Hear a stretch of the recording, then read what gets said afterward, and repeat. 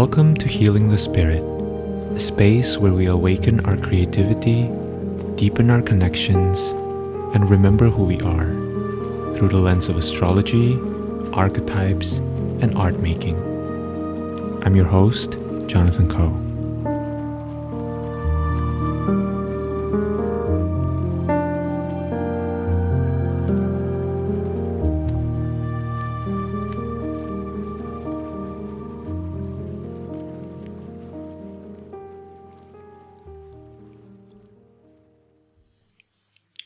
Hello everyone, welcome to Healing the Spirit and welcome to this week's contemplation. So if you've been tuning in for some time, you know that my first and foremost invitation is for you to take a little moment here at the beginning and feel into your own body and allow yourself to receive this information from an embodied place. And in that way, you will be more attuned and more sensitive to what feels like your information and what feels resonant with you and what doesn't even make sense to you, or what may be causing dissonance actually in your body, and to really take care of yourself in the process of contemplating the week ahead. So this is an episode where I will be sharing some of my own personal contemplations for the week of March 20th, 2023. And as always, we begin with the overview of the week ahead. So on Monday, March 20th, Venus in Taurus will conjoin the North Node, and then Sun in Pisces will sextile Pluto in Capricorn, and then the Sun will be entering Aries.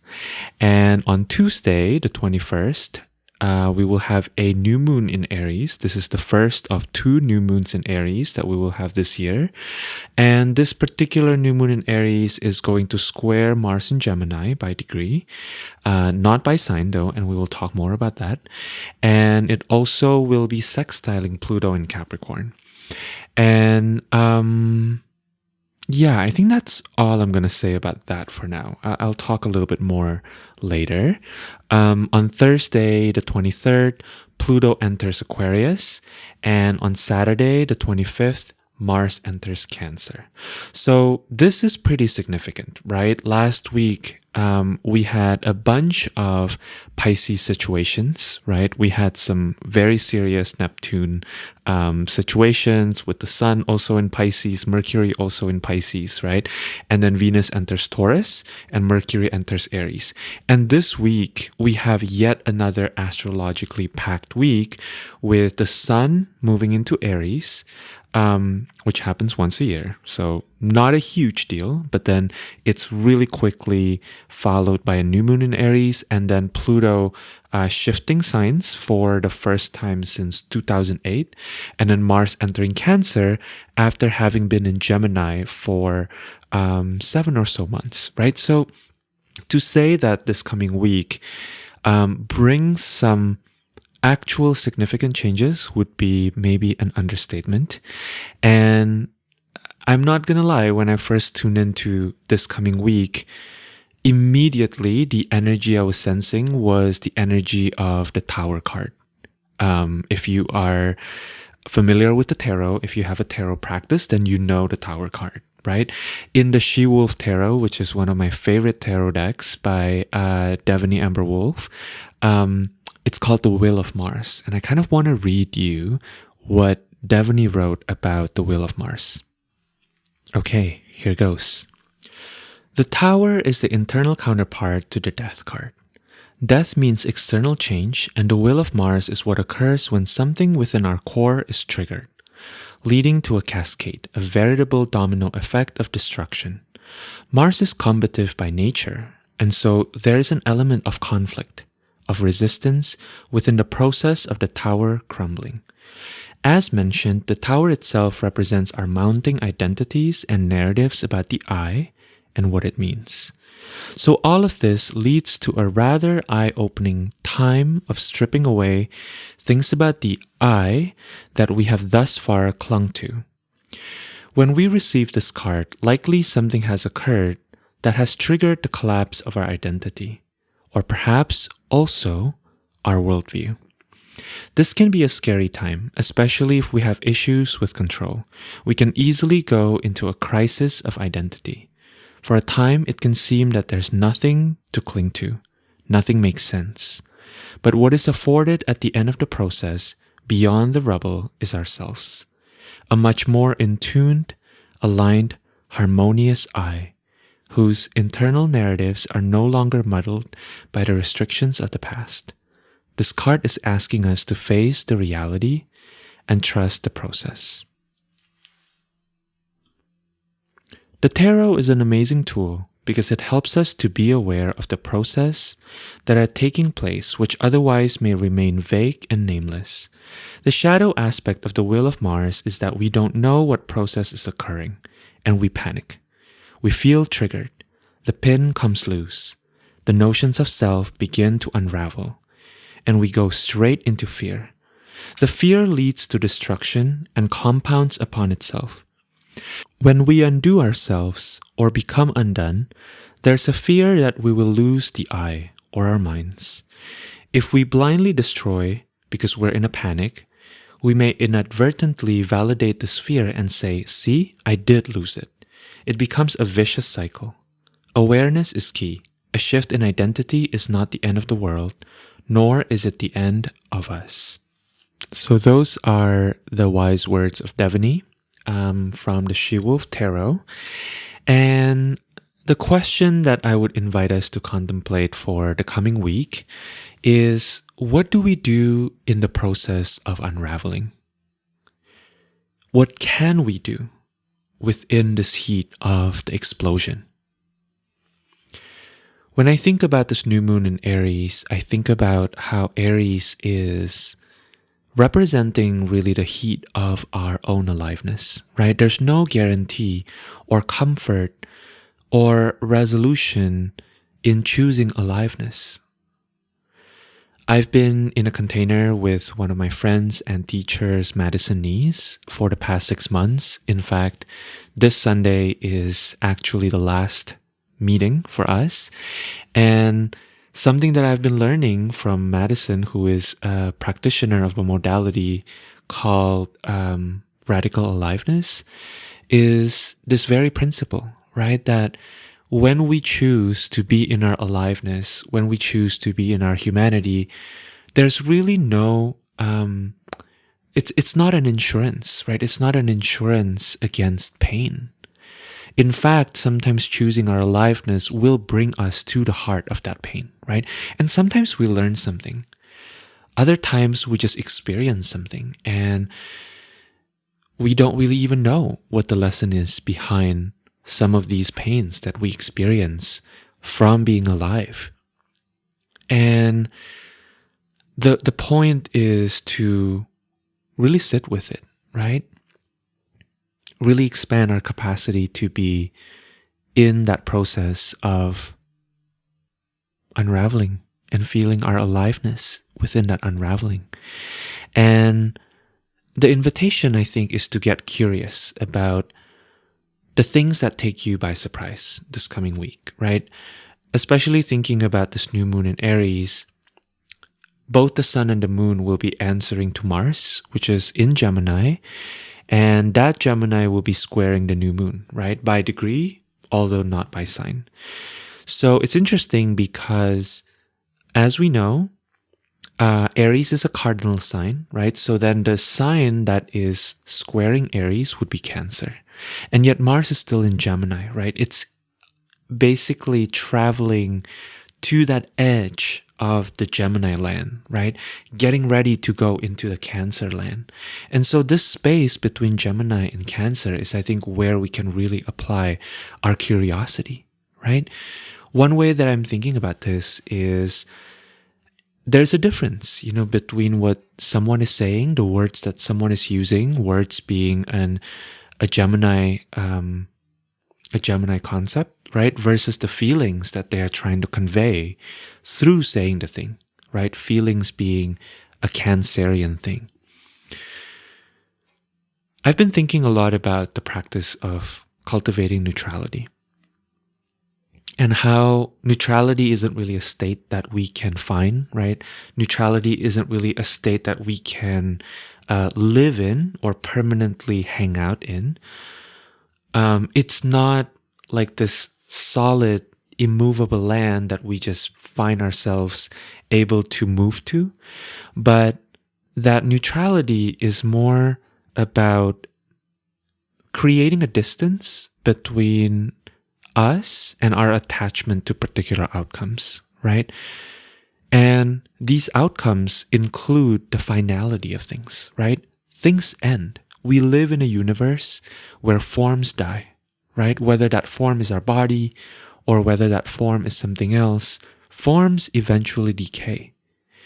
And in that decay process, sometimes there are sufferings, right? So what does it look like for you to investigate your fear around your attachment to the form, and what you or your mind thinks will happen when the form gives way, right? When the form is transformed from one way of being to another way of being. I think there's duality here, right? We always have a choice, but it doesn't always feel like there's a choice. It's impossible, in my opinion, to actually be neutral all the time, to be that blank canvas, right? This is something that we like to consider in modernity, right? In coloniality, we like to think that we can be this objective party, right? When in reality, I think this is more of a practice of really giving ourselves the chance, the opportunity to see the bigger picture, right? Asking where your attachment is and where your resistance is at the moment is a really powerful inquiry. One of my teachers, Deborah Kremens, always says something along the lines of, there's nothing you cannot do with a little bit of humor and neutrality. And I like this saying a lot because I think this is a really powerful invitation, right? This is the point of practicing finding neutrality, right? Cultivating neutrality. Not so that you can be done with your own humanity, not so you can become this machine, right? But so that you can find the other side of the challenges that you find yourselves in, right? Finding laughter in the midst of the darkest shit. Finding your ability to appreciate the absurdity of life, of living, of aliveness. What if you sit in the discomfort of not knowing if something's going to work out? And to continue coming back to that approach, to continue to come back to that practice as play, in a way that is devotional, in a way that's reverent. The sextile that this particular new moon has with Pluto, to me, reinforces this idea of welcoming decay, right? Welcoming decomposition, welcoming the shift of form. Remembering that if something is alive, if something has life force, it has energy, right? If it has energy, that energy can't really be vanquished. That energy can't really be banished from this universe. It can only be transformed into another form, right? It's also interesting because, again, the sextile to Pluto is by degree and not by sign, right? In this case, the new moon is happening in early degree of Aries, right? And Pluto is in very late degree of Capricorn, right? And so the sextile by sign would happen if Pluto were in Aquarius, right? And yet during the new moon itself, it doesn't happen by sign. Aries and Capricorn are naturally square by sign, right? So that's the tension between like life force and form itself. But in this case, I think there's actually a potential synergy, right? If we contemplate the collaboration between the life force and the form, and maybe in seeing the decay of form as a way to deepen our reflection, to deepen our contemplation around what that form was trying to achieve in the first place, there may be something there for us to really consider. So in the middle of the week, Pluto will also be dipping into Aquarius, right? So I actually did a conversation with my friend Verena Borrell, and I will link this episode in the show notes below, just for you to feel into maybe a more comprehensive treatment, right? Verena and I talked for, I think, something like 90 minutes about, all about Pluto and Aquarius, right? So there's that for you. But for now, here's what I will share. Pluto transits are slow. Pluto stays in one sign for about 20 years, give and take, right? And so it entered Capricorn in 2008. And so you can kind of feel into how this transit is not kind of a one and done, right? After it moves into Aquarius this March, it will basically stay in Aquarius until May, and then it goes retrograde, right? It starts to move back into Capricorn, and then turns direct again in October 2024, and it enters Aquarius again in February 2024, and then it retrogrades again in May 2024 before turning direct in November 2024, right? And then finally it enters Aquarius for good in December 2024, at which point it doesn't really look back into Capricorn. So why did I bother going through all of that, right? To give you a little bit of a sense that we are really in a liminal space, right? That actually lasts for about maybe 20 months, over a year and a half, right? So one way I think about this is in thinking about Capricorn and Aquarius, right? It's interesting to think about the contrast between the two.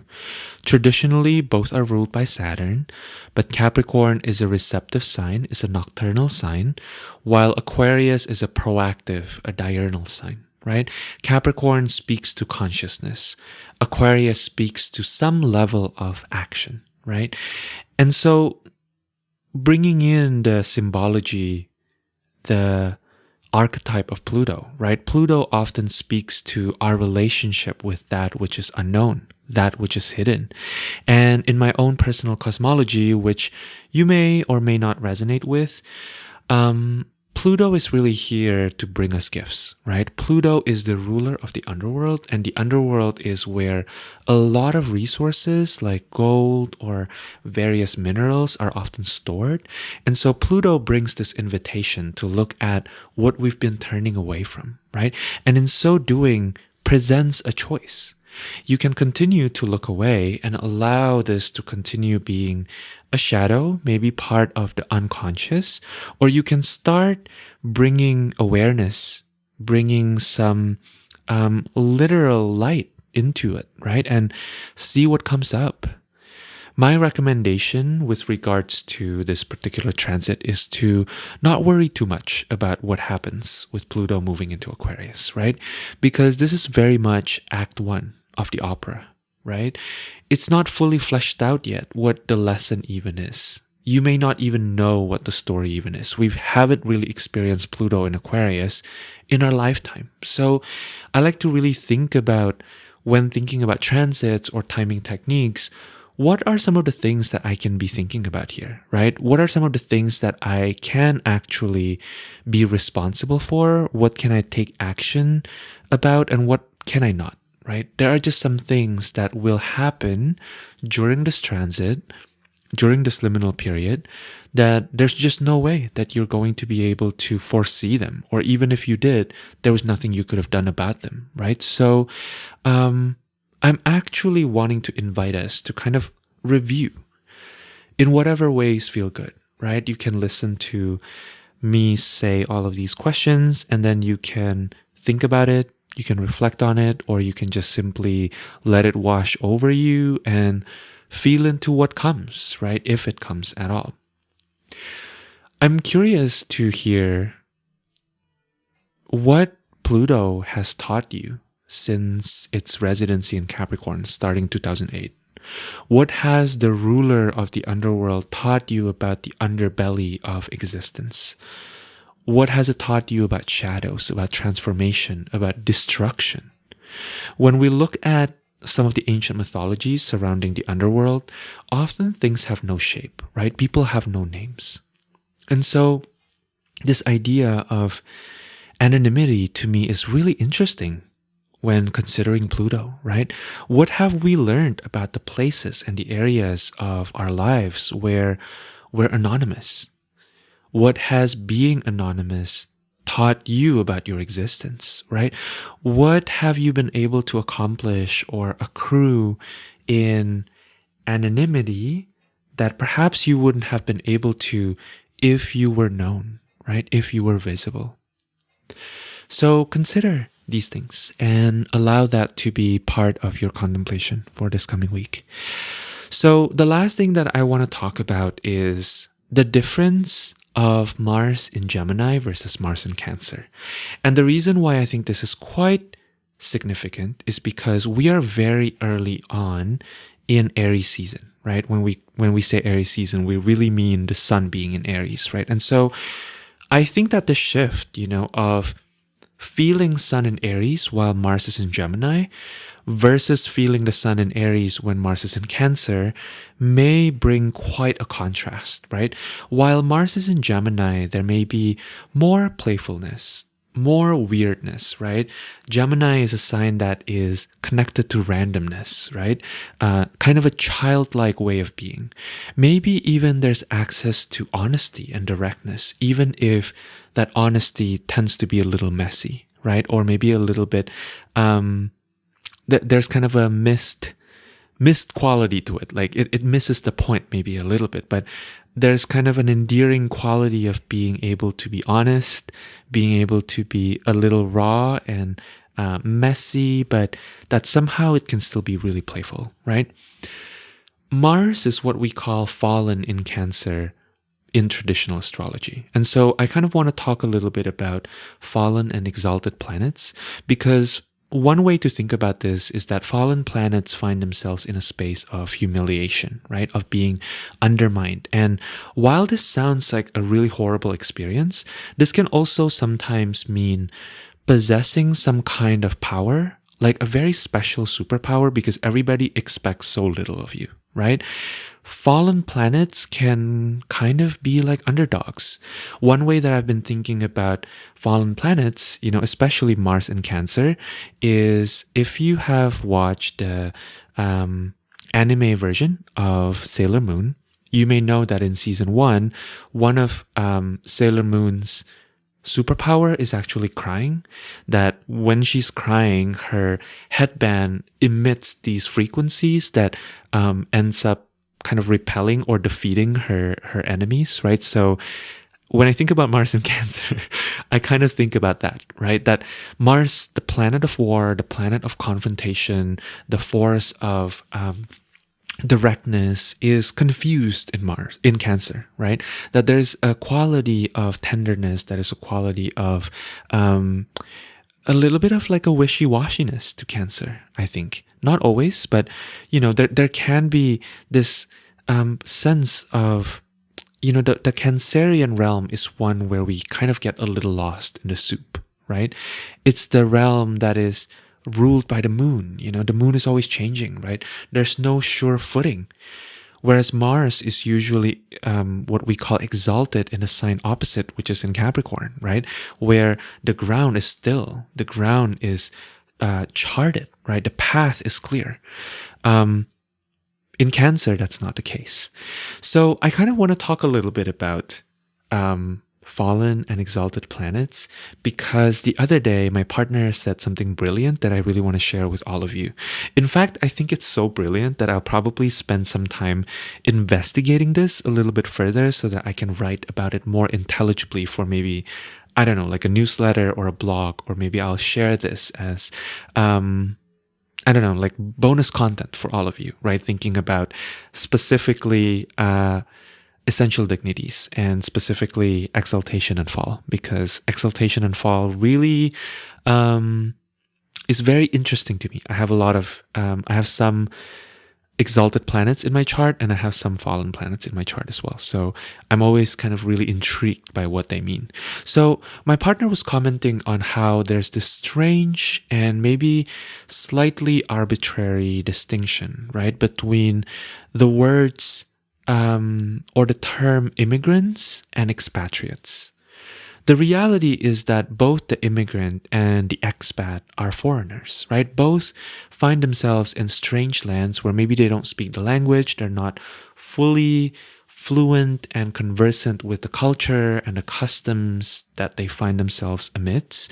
And, it's also kind of weird to think about the negative connotation, right, of the word immigrant versus how being an expat is almost like exalted, right? It's interesting coming from a country like Indonesia for me, because expats are treated like honored guests, right? Even though there may be a little bit of distance or belonging is not fully granted to them, there's still a sense of awe, there's still a sense of appreciation, of maybe even idolization, right? However, I've noticed that in the so-called United States of America, we almost never even use that word, right? We almost never even use the word expat. We use the word immigrants as a technical term, but also just colloquially in conversations, right? And as someone who is an immigrant myself, it's kind of crazy considering what kinds of hoops one needs to go through in order to receive some level of actual paper level belonging, right? Status wise for a person in America when they weren't born here. To me, this is really similar, or there's some resonance here with the experience of exaltation versus fall, right? The immigrant is fallen. By technicality, they may come from another country where their family is respected, right? Where they maybe receive the highest levels of education, where they belong to a certain communities of real humans, right? That maybe cared about them or maybe didn't care about them. And they may have some skills that are really unique, right? That they can bring to this new country that is not commonly found, or maybe they have a perspective that is not the consensus perspective, right? However, when one is labeled an immigrant, right, all that is in some ways erased, right? Even just that simple word immigrant, brings one back to a blank slate, right? Or maybe even starting with a negative a little bit. One may have to prove how one can contribute to society when someone has an accent, right? Or maybe carries oneself in a way that isn't immediately understandable or palatable or can be put in the box that usually one finds themselves in, right? Within society.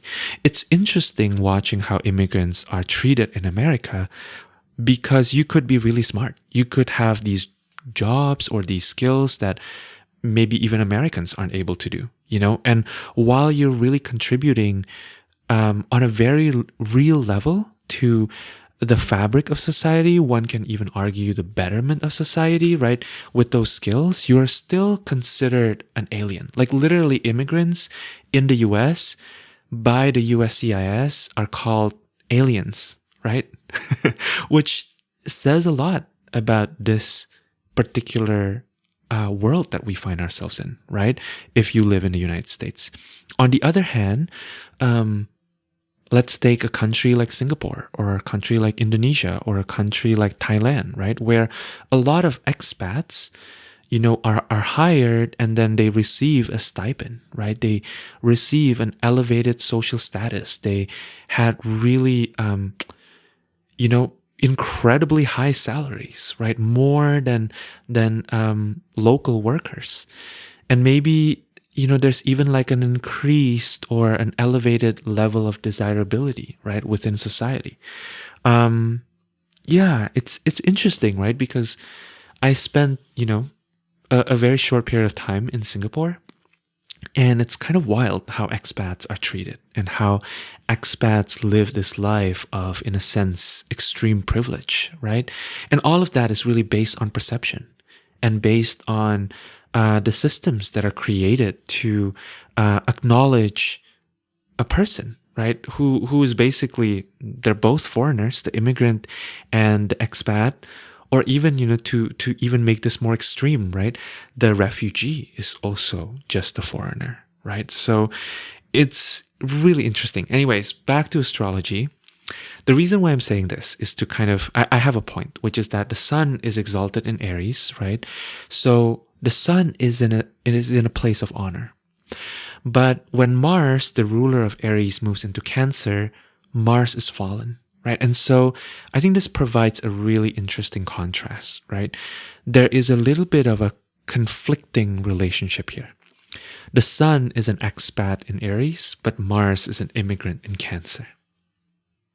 So I'll just let that sink in for you. And I don't even know at this point how any of this is going to play out, but I think this is interesting. So I wanted to share it with all of you as a starting off point, just to maybe collect some data, feel into what it's like to have the sun in Aries while Mars is in Gemini, and then sun in Aries while Mars is in Cancer. Overall, I think what's important to share is that this week is for sure bringing some really major temperature shift, right? So my invitation to you, for you, is to really nourish your nervous system, right? This is simple, actually, but not easy. I would encourage you to start some sort of practice of some sort, right? And I know that I keep saying that if you've been listening to this for a while, but I really mean it. I think that practice is something that we come back to, even if it's something really small, like taking a shower in the morning or taking a shower at night, right? Or maybe lighting a candle when you're doing your journaling work in the morning, right? That sounds really simple, but as you do it, it can really ground you through multiple changes that are moving through the collective at this very particular moment in time, right? And this can be really simple. And some of you may have a strong reaction to this, so I just kind of want to say that because I even had a strong reaction to this when I was first feeling into this, right? What do I want to leave you with here to think about in this coming week? But let me just be your Asian mom anyways for the next few minutes. I just really want you to take care of yourself. Eat some good food, nutritious food, right? And eat regularly every day if you can, right? Try to sleep around the same time if you can make that happen. Very hard for me. Make sure you get enough movement, right? I'm not even a big fan of the word exercise because it feels so stressful and there's so much baggage to that word. So I've been thinking about it as just moving, right? And it's helped me a lot because even if I only walk for 10 minutes, that's already movement, right? Even if I go downstairs and sit under the sun for like 5 minutes or stand under the sun for 5 minutes, that's movement. Take baths if you have the privilege to do so, if you have a bathtub. If not, then maybe, bring a little extra special ritual to your showering routine, right? Maybe bring in a scent that feels really nourishing to you. Listen to your favorite music, right? Play it through your phone while you're taking a shower. Do the things that really nourish you and feed your creativity. They can be super simple. Sing one song a day. Write one poem a day. Let that poem be bad, if that helps, right? Or let it be good, whatever feels good to you, right? Talk to a friend that you haven't talked to in a while, that you've been missing. And you know that I'm going to say this at some point, but I really love meditating, right? So if you have been thinking about maybe starting a meditation practice, I highly recommend my friends in the Open app. They are amazing. Every single instructor there is just so knowledgeable and so devoted to their craft. I even have a code that you can use so that you can try it for 30 days for free, right? I think that's a really powerful practice to start this week as Mars is moving out of Gemini into Cancer. And yeah, that's it really. My recommendation, especially if here's my assumption, right? If you're listening to this, you have been following the astrology, and maybe there's a fair amount of anxiety that comes with such a drastic shift, right? And my recommendation is for you to not overcomplicate life at this moment, right? When transits are kind of wild, a lot of wild things will just happen anyway. And so, what does it look like to give yourself a little bit of extra space, right? If you need to get somewhere, get there 10 minutes early, if that's what feels good to your nervous system, right? Maybe a guiding question is asking yourself, what is the kindest thing that I can do for my nervous system at this moment? And give yourself that. All right, everyone. This has been so lovely. Thank you so much for joining me for this particular contemplation. I hopefully will be able to get to editing some conversations that I've been having with some friends, and I will be sharing some of them this week. And yeah, I'm just so glad that you're here. If you've been enjoying this podcast, if you've been enjoying this particular episode, my request is that you consider leaving a review or leaving some 5 stars on the podcast app that you find yourself in. It really, really helps. It helps this work gets extended out, and it helps other people that you may not know, I may not know, find this work. It's really, really helpful. And I'm so, so grateful if you are considering doing that. Okay. Until we meet each other again, whenever that may be, I am sending you so much love, and I hope you take good care of yourselves. Thank you so much for listening.